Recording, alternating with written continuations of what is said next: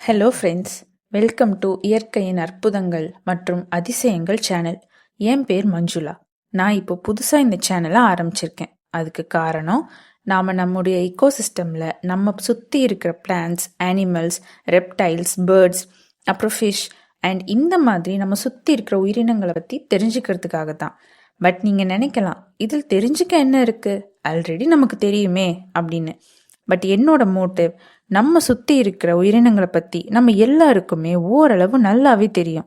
ஆனால் அதில் எத்தனையோ வகைகள் இருக்குது. அதெல்லாம் நிறைய பேருக்கு தெரிஞ்சும் இருக்கலாம், நிறைய பேருக்கு தெரியாமையும் இருக்கலாம். அண்ட் மோரோவர், இப்போ வளர்ந்துட்டு இருக்கிற கிட்ஸ்க்கு, சில்ட்ரன்ஸ்க்கு இந்த வீடியோ கண்டிப்பாக யூஸ்ஃபுல்லாக இருக்கும்னு நான் நினைக்கிறேன். ஸோ என்னோட இந்த வீடியோஸ் பாருங்கள், பிடிச்சிருந்துச்சுன்னா கொஞ்சம் சப்போர்ட் பண்ணுங்கள். அண்ட் உங்களுக்கு எந்த பிளான்ஸ் பற்றியோ இல்லை அனிமல்ஸ் பற்றியோ இன்ஃபர்மேஷன்ஸ் தெரிஞ்சுக்கணும்னு தோணுச்சுன்னா சொல்லுங்கள், நான் அதை பற்றியும் வீடியோஸ் போடுறேன். ஸோ வாங்க வீடியோக்குள்ளே போகலாம். முதல்ல பிளான்ஸ் பற்றி தெரிஞ்சுக்கலாம். பிளான்ஸ் அதனுடைய தண்டு அப்புறம் வளர்ச்சியின் அடிப்படையில் 6 வகையாக பிரிக்கலாம். முதல்ல ட்ரீஸ், அதாவது மரங்கள். ரெண்டாவது ஹெர்ப்ஸ், அதாவது சின்ன சின்ன செடிகள் அப்புறம் மூலிகைகள். மூணாவது ஷ்ரப்ஸ், இது கொஞ்சம் பெரிய செடிகளாக இருக்கும். நாலாவது க்ரீப்பர்ஸ், அதாவது தரையிலேயே படர்ந்து வளரக்கூடிய கொடிகள். அஞ்சாவது கிளைம்பர்ஸ், இது ஒரு சப்போர்ட் மேலே ஏறி கிளைம்ப் ஆகி போகக்கூடிய கொடிகள். ஆறாவது கிராசஸ், அதாவது புற்கள் மற்றும் புல் வகையை சார்ந்த செடிகள்.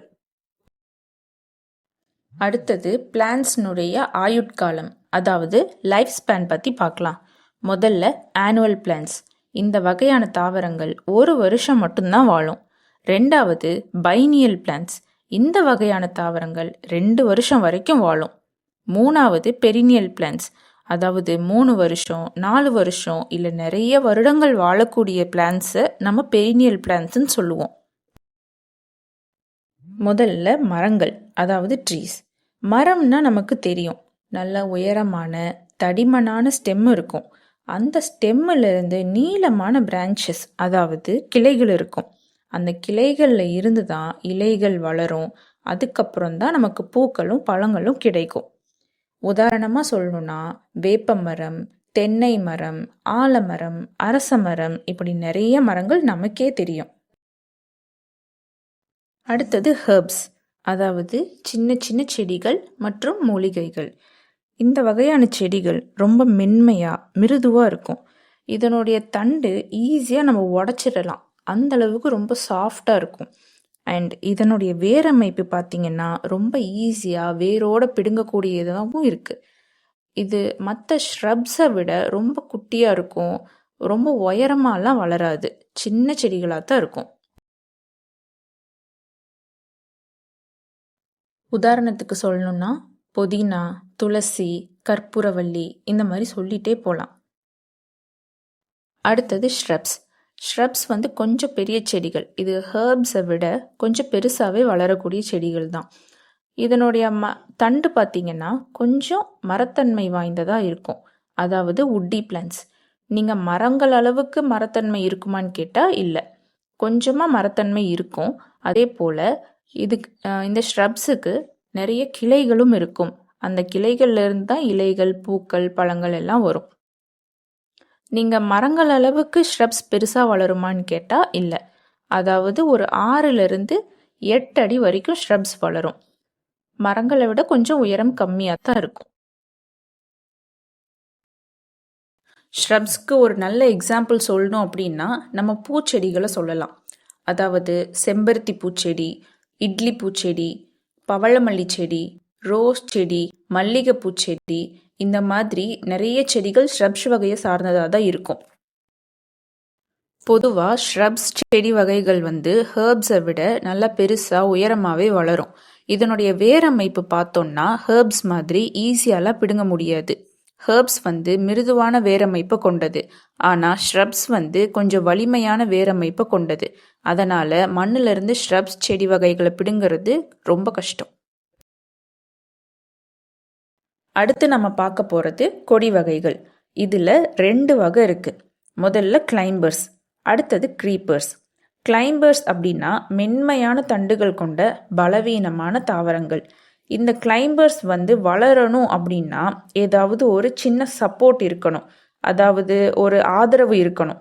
ஏதாவது ஒரு சுவரோ இல்லை குச்சியோ இல்லை ஏதாவது ஒரு மரமோ இல்லை ஒரு கம்பி வேலி, இந்த மாதிரி ஏதாவது பிடிமானத்துக்கு ஒரு சப்போர்ட் இருக்கணும். அந்த சப்போர்ட்டை நல்லா பிடிச்சுக்கிட்டு தான் இந்த வகையான செடிகள் வளரும். இந்த வகையான செடிகள் அதுக்கு பக்கத்தில் இருக்கிற சப்போர்ட்டை நல்லா பிடிச்சுக்கணும் அப்படின்னா அதுகிட்ட சின்ன சின்னதாக டென்ட்ரில்ஸ், அதாவது பற்றுக்கம்பிகள் போன்ற உறுப்புகள் இருக்கும். இந்த மாதிரி தாவரங்களோட பழங்கள் அல்லது காய்கறிகள் ரொம்ப எடை கம்மியாக தான் இருக்கும். சின்ன சின்ன பழங்கள் இல்லைனா காய்கறிகள் தான் இந்த மாதிரி செடிகள் கொடுக்கும். உதாரணத்துக்கு சொல்லணும்னா திராட்சை, அவரைக்காய், பாகற்காய், புடலங்காய், பீக்கிங்காய், சுரக்காய், இந்த மாதிரி வகையான செடிகள் எல்லாம் நம்ம கிளைம்பர்ஸ்ன்னு சொல்லுவோம். இப்போ இந்த பிக்சரில் பார்க்குறீங்க இல்லையா, இதுக்கு பேர் தான் டென்ட்ரில்ஸ். அதாவது இதை தமிழில் நம்ம பற்று கம்பி, பற்று நார், பற்று கொடி இப்படி சொல்லலாம். இது என்ன பண்ணும் அப்படின்னா, இது பக்கத்தில் இருக்கிற சப்போர்ட்டை நல்லா கெட்டியாக பிடிச்சிக்கிட்டு அந்த செடியை அந்த சப்போர்ட் மேலே ஏறி வளர்றதுக்கு ஒரு தூண்டுகோலாக இருக்கும். இந்த வகையான தாவரங்களுடைய வேர் மண்ணில் இருக்கக்கூடிய தண்ணியையும் சத்துக்களையும் உறிஞ்சி இந்த செடிகள் வளர்றதுக்கு ஆதாரமாக இருக்கு. இதனுடைய தண்டுகள்ல இருந்து வர்ற பற்றுக்கம்பிகள் இந்த செடிகள் பக்கத்தில் இருக்கிற சப்போர்ட்டை நல்லா பிடிச்சுக்கிட்டு மேலே ஏறி நல்லா வளர்றதுக்கு ஆதாரமாக இருக்கு. அடுத்து நம்ம பார்க்க போறது கிரீப்பர்ஸ், அதாவது படரும் கொடிகள். இந்த வகையான தாவரங்கள் தரையோடு சேர்ந்து கிடைமட்டமாக படர்ற தன்மையை கொண்டது. இந்த மாதிரி பிளான்ஸ்க்கு ஆதரவோ ஆர் சப்போர்ட்டோ எதுவும் தேவையில்லை. இதனுடைய தண்டுகளில் இருந்தே வேர்கள் உருவாகி தரையை நல்லா பிடிச்சுக்கும். இந்த கிரீப்பர்ஸ் வகையான தாவரங்கள் வளரும்போது தரையில் மிகப்பெரிய இடத்த ஆக்கிரமிச்சுக்கும். இதனுடைய இலைகளும் ரொம்ப பெருசாக இருக்கும். அதுக்கேற்ற மாதிரி இதனுடைய பழங்களும் காய்களும் நல்ல பெருசாகவே இருக்கும். அதிகமான எடையை கொண்டதாகவும் இருக்கும். க்ரீப்பர்ஸ்க்கு ஒரு நல்ல எக்ஸாம்பிள் சொல்லணும் அப்படின்னா தர்பூசணி, பூசணிக்காய், பரங்கிக்காய், சக்கரவள்ளிக்கிழங்கு இப்படி சொல்லிக்கிட்டே போகலாம். இதில் சில க்ரீப்பர்ஸ்க்கு டென்ட்ரில்ஸ் இருக்கும், சில க்ரீப்பர்ஸ்க்கு டென்ட்ரில்ஸ் இருக்காது.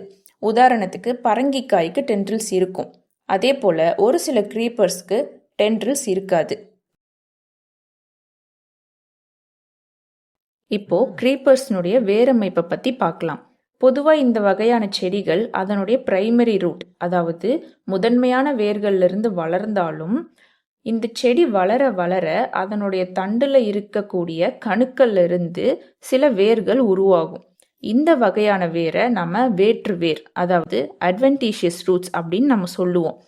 இந்த அட்வென்டிஷியஸ் ரூட்ஸ் என்ன பண்ணும் அப்படின்னா, முதன்மையான வேர் அதாவது பிரைமரி ரூட் எப்படி மண்ணில் இருக்கக்கூடிய தண்ணியையும் சத்துக்களையும் உறிஞ்சு அந்த செடி வளர்றதுக்கு உதவியாக இருக்கோ, அதே போல் இந்த அட்வென்டிஷியஸ் ரூட்ஸும் மண்ணில் இருக்கக்கூடிய தண்ணியையும் சத்துக்களையும் உறிஞ்சி அந்த செடி வளர்றதுக்கு உதவி பண்ணும்.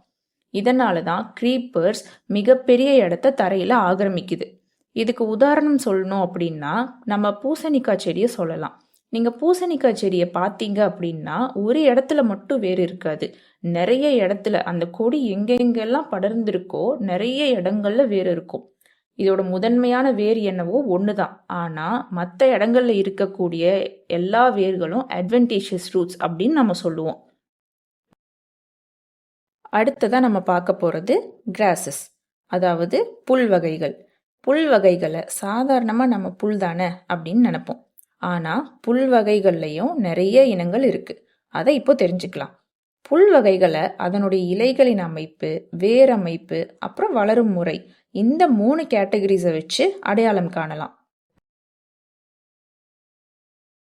இப்போ முதல்ல நம்ம இலைகளின் வடிவம் பற்றி பார்க்கலாம். புல் வகைகளோட இலைகள் பொதுவாக நீளமாகவும் அதுக்குள்ளே இருக்கக்கூடிய நரம்புகள் ஒவ்வொன்றும் பேரலாகவும் இருக்கும். அடுத்தது தண்டு பகுதி. புல் வகைகளோட தண்டு பகுதி பார்த்தீங்கன்னா பொதுவாக உருண்டையாகவோ அல்லது தட்டையாகவோ இருக்கும். தண்டு பகுதியில் நோட்ஸ் அண்ட் இன்டர்நோட்ஸ், அதாவது கணுக்கள் மற்றும் கணுவிடை பகுதிகள் இருக்கும். அடுத்தது வேரமைப்பு. புல் வகைகளோட வேரமைப்பை பார்த்தோம் அப்படின்னா ஃபைப்ரஸ் ரூட் சிஸ்டமாக தான் இருக்கும். இதுக்கு உதாரணம் எத்தனையோ சொல்லலாம். அதாவது அருகம்புல், கோரைப்புல், மூங்கில், கரும்பு, நெல், இது எல்லாமே புல் வகைகளை சார்ந்தது தான்.